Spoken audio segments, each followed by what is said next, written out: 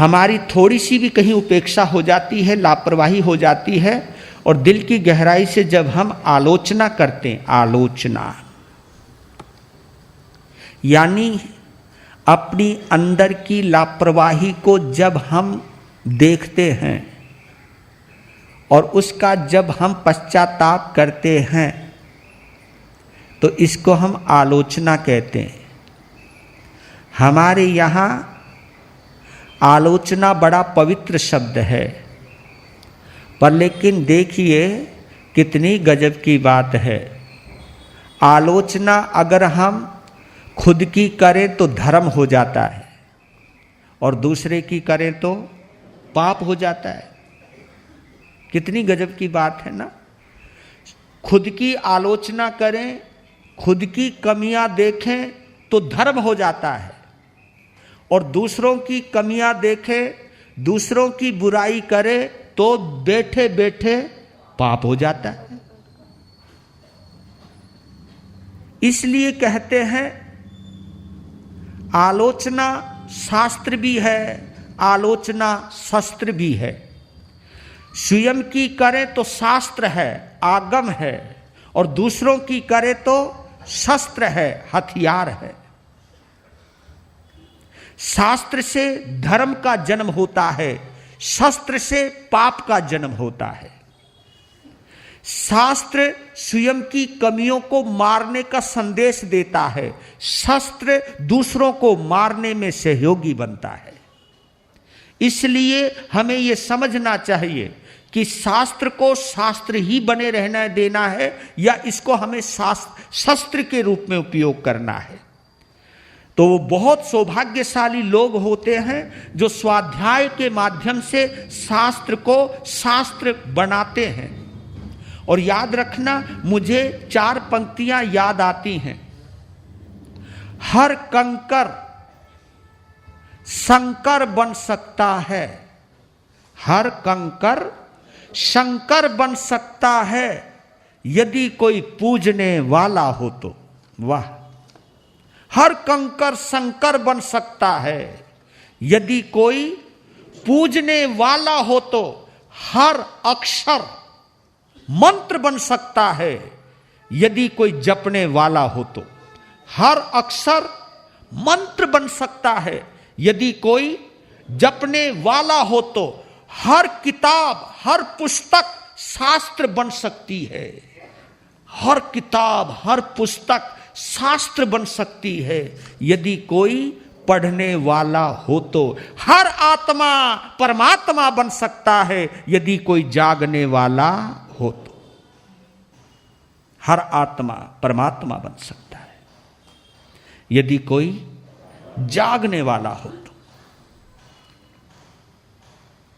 यदि कोई समझने वाला हो तो।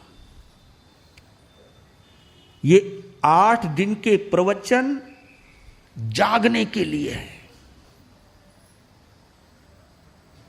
समझने के लिए है, अपनी अंतरात्मा को निहारने के लिए है, अपनी कमियों को देखने के लिए है, अपने अंदर की जो गंदगी है ना, उस गंदगी को गंदगी मानने के लिए है। क्योंकि पहले अपनी गंदगी को गंदगी तो मानिए, तभी तो हम उसकी सफाई के बारे में सोचेंगे। पहले ये तो लगे कि ये गंदगी है। गंदगी जब गंदगी के रूप में नजर आती है, तभी दूसरा भाव ऑटोमेटिकली पैदा होता है, इस गंदगी को साफ करो, सफाई करो इसको, ये गंदगी ठीक नहीं। मेरा परमात्मा क्या कहेगा, मेरा भगवान क्या कहेगा। अंदर मुझे बैठाता है और अंदर ही इतनी गंदगी रखता है।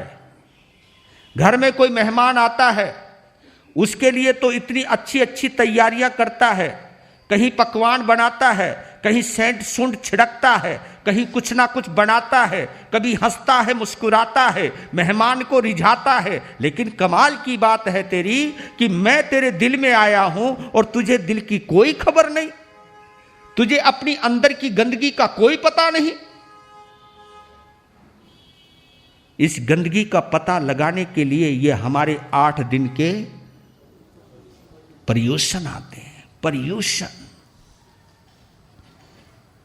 पर्यूषण का अर्थ बहुत अच्छा है, हैं? गाने एक बार। आत्मा को दे बल, आत्मा को दे बल, आत्मा को दे बल, आत्मा को दे बल, पर्यूषण है निर्मल,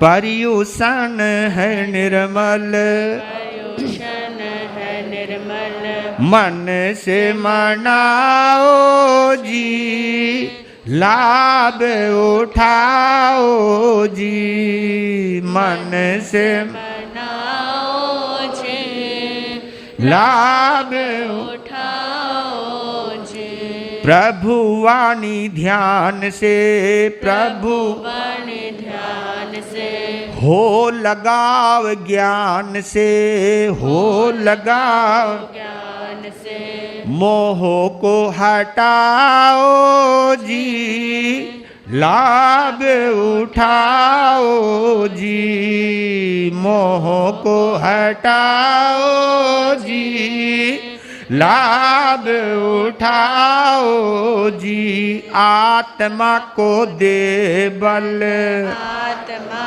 को दे बल, पर्यूषण है निर्मल, पर्यूषण है निर्मल, मन से मनाओ जी, लाभ उठाओ जी, मन से मनाओ जी, लाभ उठाओ जी, प्रभु महावीर ने, प्रभु महावीर ने, लूटाई फकीर ने, लूटाई फकीर ने, दौलत वो पाओ जी, लाभ उठाओ जी, दौलत वो पाओ जी, लाभ उठाओ, क्योंकि जिनवानी से बढ़कर के कोई बड़ी दौलत नहीं होती है। आत्मा को संवारने के लिए, खुद को संभालने के लिए अगर कोई चीज काम आती है तो ये जिनवानी काम आती है।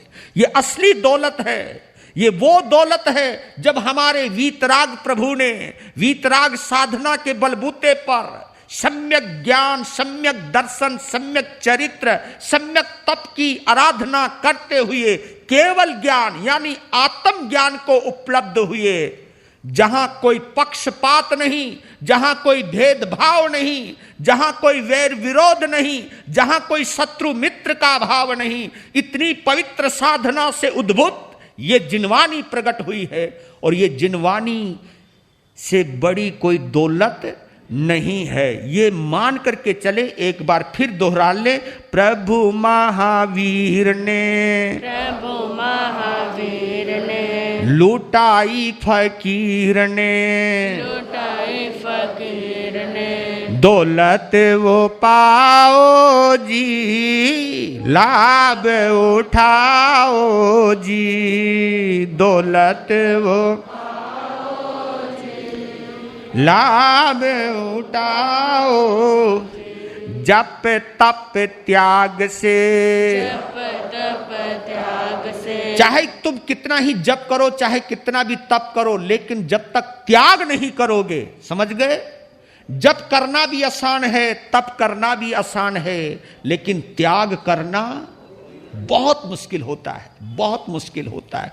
और वो भी अहंकार का त्याग करना। ओए होए, दौलत का तो त्याग कर देते हो आप, गुड़ भी खूब दे दियो हमने, हाँ? कल शक्कर भी दे दी, आज पता नहीं चने की दाल दी जाएगी।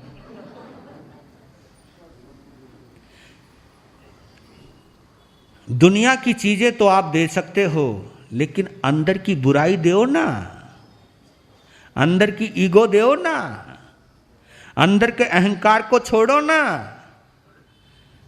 जो अभी तक तुम्हारी नजरों में खटक रहा है उसको प्यार से देखो ना, हाँ? जिसको देखती मुंह बिचकाते हो उसको देख के मुस्कुराओ ना।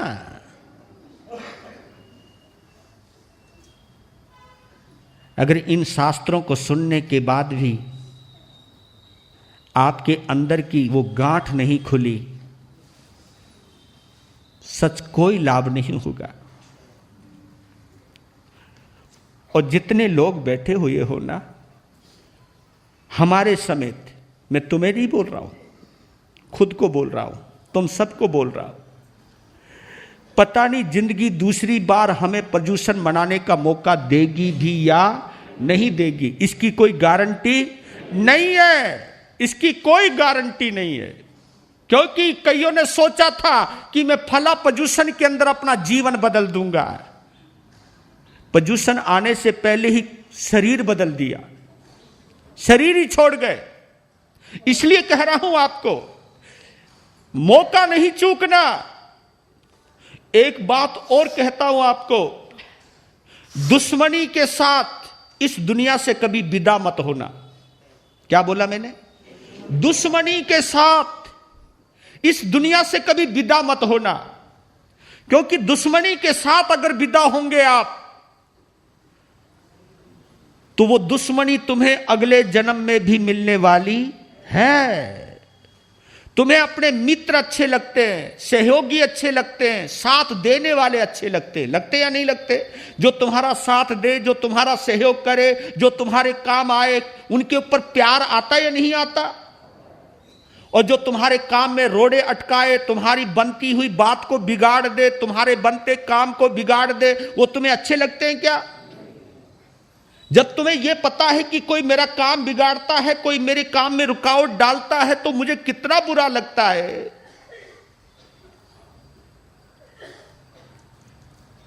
तुम्हें अगले जन्म में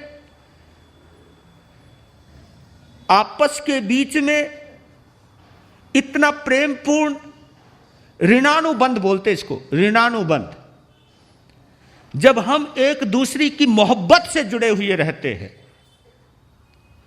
कृतज्ञ हृदय में रहते हैं, यह सोचते हैं कि इस बंदे ने मेरा बहुत काम किया है, मेरे बहुत काम आया है, हे परमात्मा कभी मैं भी इसके काम आऊं। ये भाव जब प्रबल होते हैं तब एक दूसरे के हम सहयोगी बनते हैं। और जब हम ये सोचते हैं कि इस बार का अध्यक्ष तो संघ का वो है, जब तक ये संघ का अध्यक्ष रहेगा तब तक मैं ना कोई यहां दान दूंगा, यहां पे ना कोई इसको सहयोग करूंगा, और जितना हो सका उसकी टांग खींचूंगा, जितना हो सका उसका काम बिगाड़ने की कोशिश करूंगा। अगर ये दुर्भावना अगर आप लोग रखते हो तो इसका हिसाब किताब तुम्हें अगले जन्म में चुकाना पड़ेगा, चुकाना पड़ेगा। अगर महावीर के तुम भक्त हो, महावीर के अगर साधक हो,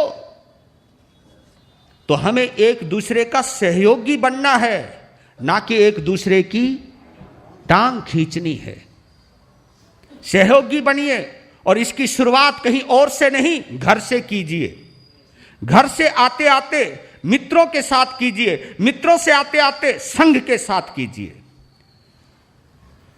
और जो इस बात का कायल है, जो इस बात को दिल से स्वीकार करता है, वही चलता फिरता साधक है, श्रावक है। आत्मा को दे बल, पर्युषण है निर्मल,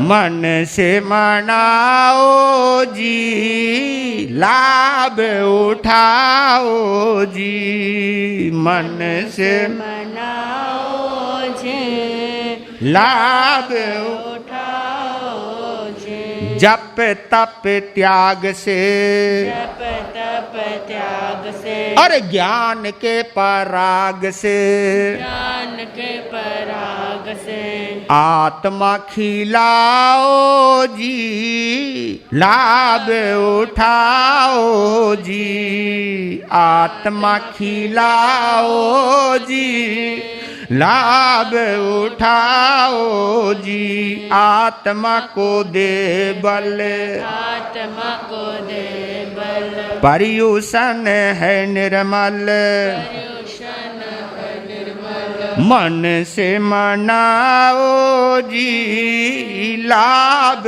उठाओ जी। मन से मनाओ जी, लाभ उठाओ जी।